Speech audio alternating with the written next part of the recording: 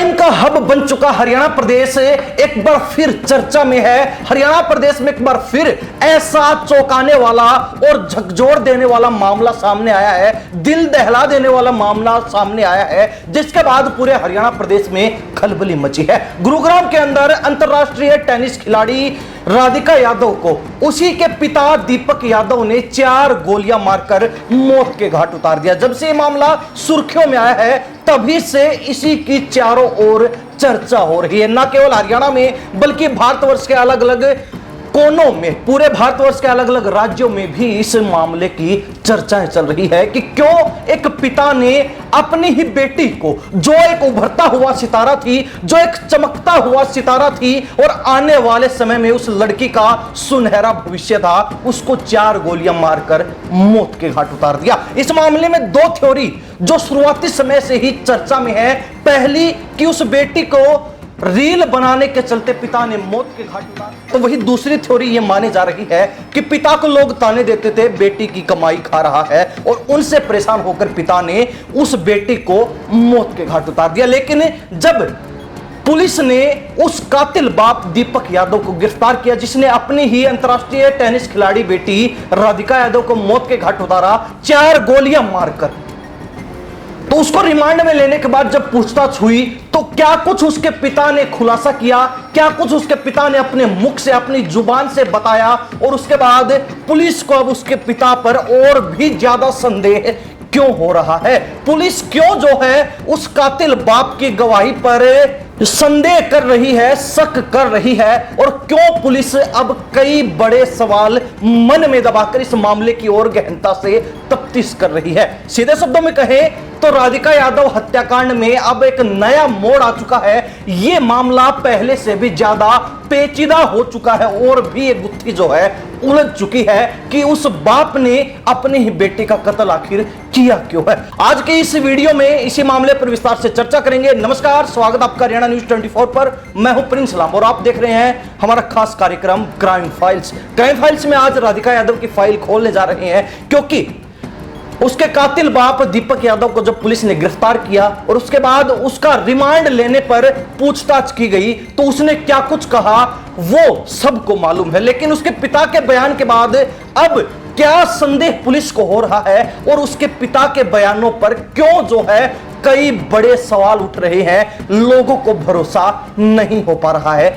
ये क्या नया मोड़ इस मामले में आया वो विस्तार से बताते हैं। सबसे पहला सवाल जो उस कातिल बाप के बयान के बाद उठ रहा है कि बेटे की कमाई की बात क्यों की गई जब पिता खुद लाखों कमाता था। यानी कि जो कातिल बाप दीपक यादव है उसने दावा किया कि जब मैं दूध लेने जाता था तो गांव के लोग ताना मारते थे कि तू अपनी छोरी यानी कि बेटी की कमाई खाता है।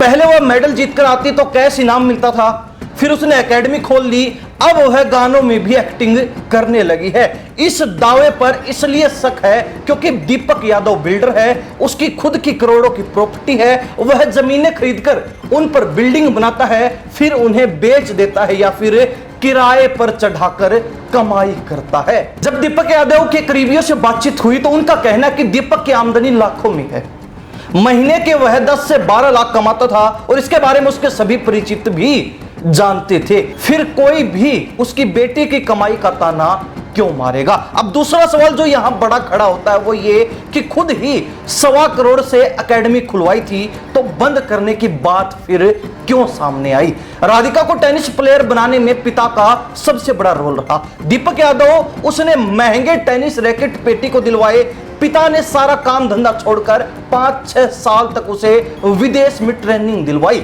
यहां तक कि ट्रेनिंग के लिए खुद छोड़ने जाता था, फिर 4-4 घंटे कार में उसका इंतजार करता था। उस पर पिता ने करीब 2 से 2.5 करोड़ रुपए तक खर्च किए। इसके बाद राधिका इंटरनेशनल लेवल तक टेनिस खेली। करीब 1 साल पहले राधिका को खेलते वक्त कंधे और घुटने पर चोट लग गई। उसके बाद राधिका ने टेनिस से संन्यास नहीं लिया। उसने अपने माता पिता से बात की कि मैं बच्चों को ट्रेंड करूंगी, यानी कि वो बच्चों को टेनिस की ट्रेनिंग देगी। राधिका पहले घर के पार्क में ही बच्चों को सिखाने लगी। पिता ने टेनिस की लगन देखी तो उसके लिए एकेडमी खोलने की बात कही। इसके बाद गुरुग्राम के सेक्टर 56 में करीब 1.25 करोड़ रुपए खर्च कर एकेडमी हायर कर ली। इसी में करीब 2 महीने से राधिका बच्चों को ट्रेनिंग दे रही थी। अब तीसरा बड़ा सवाल यह खड़ा होता है कि एकेडमी में सिर्फ 22 बच्चे थे, 1 से 2 से 3 हजार रुपए लेती थी, कमाई ज्यादा नहीं थी। यानी कि राधिका जिस एकेडमी को चला रही थी वहां के कुछ स्टूडेंट बताते हैं कि इस एकेडमी में करीब 20 से 22 बच्चे ही ट्रेनिंग ले रहे थे। वह 3,000 रुपए फीस देते थे, लेकिन कई ऐसे बच्चे भी थे जो इतने पैसे भी नहीं दे पाते थे, तो उनसे राधिका 2 से 2,500 रुपए ही ले लेती थी। ऐसे में राधिका की महीने की कमाई की बात करें तो 40 से 50 हजार महीने से ज्यादा नहीं हो पाती थी। उसकी एकेडमी इतनी फेमस भी नहीं थी कि दूसरे राज्यों से बच्चे यहाँ ट्रेनिंग लेते हों। आसपास के ही बच्चे यहाँ होते थे, तो ऐसे में राधिका की कमाई उतनी ज्यादा नहीं थी कि लोगों तक बात पहुंचे कि वह अपने पिता से ज्यादा पैसे कमाकर उसे दे रही है। वहीं अब चौथा बड़ा सवाल जो यहां खड़ा होता है, तो इस हत्याकांड को ज्यादा पेचीदा बनाने का काम कर रहा है कि मां ने अब तक बयान नहीं दिए हैं। मां अब तक चुप्पी साधे हुए, और उस चुप्पी के पीछे कोई ना कोई राज जरूर है। इस मामले में यह भी हैरान करने वाला है कि जिस वक्त बेटी का कत्ल हुआ, मां मंजू यादव घर पर ही थी। इसकी पुष्टि करते हुए पिता पर एफआईआर दर्ज कराने वाले चाचा कुलदीप यादव ने भी कहा कि जब वह गोली की आवाज सुनकर घर पहुंचे तो मां वहीं पर थी। मां ने पुलिस को इस बारे में बयान देने से इनकार कर दिया।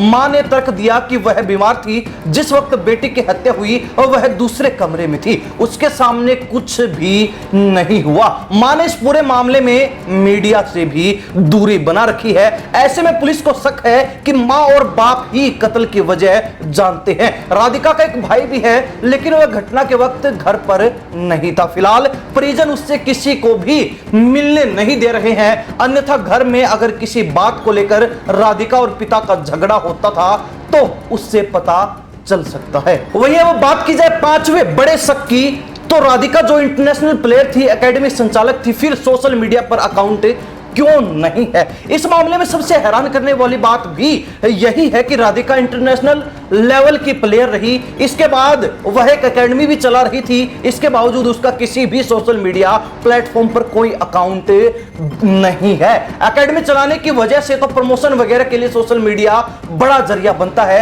ऐसे में सवाल यह है कि क्या राधिका के सोशल मीडिया अकाउंट डिलीट कराए गए या उसने खुद डिलीट किए? गुरुग्राम पुलिस भी इसकी जांच कर रही है। हरियाणा पुलिस लगातार इस मामले पर अपनी नजर बनाए हुए और गहनता से छानबीन चल रही है। अब छठा जो बड़ा शक है वो ये कि क्या राधिका सोशल मीडिया रील बनाती थी जिससे पिता नाराज हुए थे, और ये थ्योरी सबसे पहले सामने आई थी जब ये मामला सुर्खियों में आया। राधिका ने 2023 में एक म्यूजिक वीडियो शूट किया था जिसमें उसने बतौर लीड एक्ट्रेस रोल प्ले किया था। ऐसे में स्पष्ट है कि राधिका को वीडियो वगैरह का शौक था। यह बात कत्ल के तुरंत बाद भी सामने आई कि वह इंस्टाग्राम पर रील बनाती थी, क्योंकि उसका अब कोई अकाउंट शो नहीं हो रहा, तो ऐसे में वह रील बनाती थी या नहीं और किस तरह की रीलें बनाती थी, इस बारे में परिवार या फिर उसके दोस्त ही बता सकते हैं। फिलहाल इसके बारे में पुलिस के पास कोई भी जवाब नहीं है। और सबसे बड़ा आखिरी और 7वां जो शक पुलिस को भी है और हर व्यक्ति को है,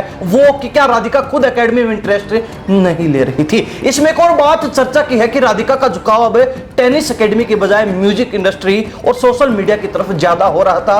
पिता ने बेटी को अच्छा करियर देने के लिए 1.25 करोड़ रुपए खर्च कर एकेडमी खोली थी, मगर अब वह ज्यादा समय एक्टिंग में लगाने लगी थी और उसका एक गाना कारवां भी सामने आया। वह लगातार अपने को स्टार इमाम के टच में भी थी। खुद इमाम ने भी कहा कि जब वह मुंबई से दिल्ली चंडीगढ़ आता तो उसकी 1-2 बार राधिका से बात भी हुई थी। यानी कि ये 7 वो बड़े सवाल हैं, या फिर यूके के 7 तरीके से लोगों को इस गुत्थी के ऊपर, इस हत्याकांड के ऊपर शक है कि ये बड़े सवाल हैं और इन सवालों का जवाब अब तक नहीं मिल पाया, जो इस मामले को और भी पेचीदा बना रहे हैं, जो इस हत्याकांड को और भी उलझाने का काम कर रही हैं। और पुलिस के हाथ भी अब तक कोई बड़ा क्लू यानी कि सबूत नहीं लगा है जो इस मामले का पर्दाफाश कर सके और कत्ल की, हत्याकांड की असली वजह सामने आ सके। हालांकि इन तमाम सवालों को लेकर पुलिस से जब बातचीत की गई तो गुरुग्राम पुलिस के प्रवक्ता एएसआई संदीप कुमार ने बताया कि पुलिस ने कत्ल के तुरंत बाद आरोपी पिता को गिरफ्तार कर लिया था। इसके बाद कोर्ट में पेश कर 1 दिन के लिए रिमांड पर पूछताछ की जा रही है। अभी तक की जांच में वीडियो या रील को लेकर कत्ल करने की बात सामने नहीं आई है, यानी कि उसके पिता से ऐसी कोई बात सुनने को नहीं मिली है। आरोपी पिता दीपक यादव, पुलिस जांच में अभी यही फैक्ट सामने आया है कि टेनिस एकेडमी चलाने से पिता नाराज था। जब बार बार कहने पर भी राधिका ने एकेडमी बंद नहीं की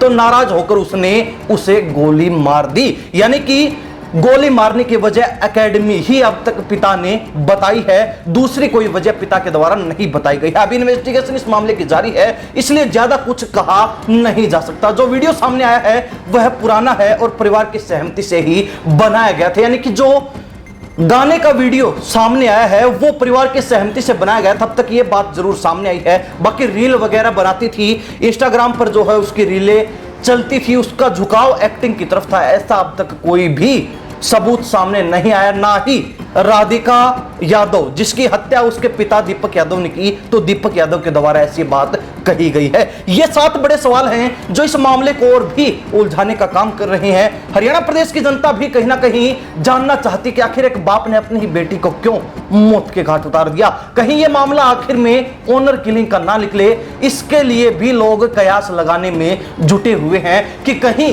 एक पिता ने अपनी ही बेटी को ऑनर किलिंग में शिकार बना लिया हो, अपनी ही बेटी को जो है चारा बना लिया हो। यह भी हो सकता है, लेकिन अब तक कुछ भी स्पष्ट नहीं कहा जा सकता क्योंकि पूछताछ जारी है। दीपक यादव जो कातिल बाप है उससे लगातार जो है पूछताछ पुलिस कर रही है। आगे इस मामले में क्या बड़ा खुलासा होगा वो आपके साथ साझा करेंगे। तब तक देखते रहिए हरियाणा न्यूज 24 का ये खास कार्यक्रम क्राइम फाइल्स। इन्हीं सब बातों के साथ प्रिंस लांबा, नमस्कार, जय हिंद।